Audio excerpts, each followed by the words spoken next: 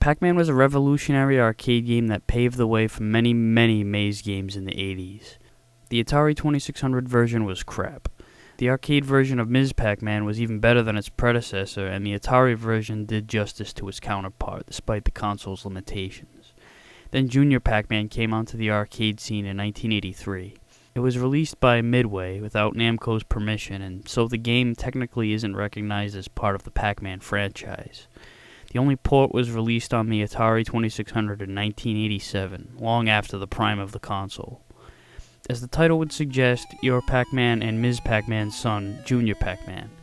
The gameplay is essentially the same as its predecessors, only Junior Pac-Man has an animated helicopter hat on his head, and the bouncing fruit is replaced with toys and such. Instead of chasing apples and oranges, Junior's bouncing targets consist of a bicycle, a kite, a drum, a balloon, a train, a glass of root beer, and I think that's a cat. Unlike the other Atari versions where the entire maze is on the screen at one time, the mazes in this game are much bigger so they scroll up and down. The game moves a lot faster too, even in the easier difficulties, which just changes the amount of ghosts from anywhere between 1 and 4. The faster pace combined with the scrolling screen might not be for everyone, as I remember my mother being a big fan of Ms. Pac-Man, but Junior Pac-Man made her dizzy. So I guess this reaction just depends on whether or not the player gets nauseous easily. Now, like I said, the game is pretty fast, and you might even say that it's a little bit too fast.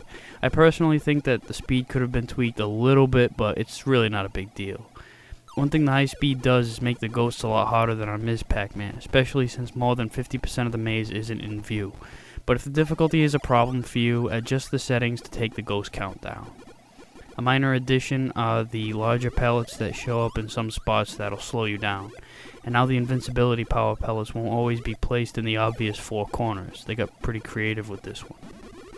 The mazes are colorful, have excellent design, and instead of having each of them repeat once, forcing you to beat 2 levels of the same maze before you see a new one, this time each level will be a completely new maze.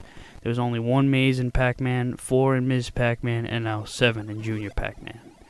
It's really hard for me to say whether or not this is truly better than Ms. Pac-Man. I guess it depends on which pace you like more, how much of a challenge you're after, and whether or not the moving screen will inspire you to vomit. Both games are fantastic and accurate ports that do justice to the legendary franchise, while the first one just plain sucked.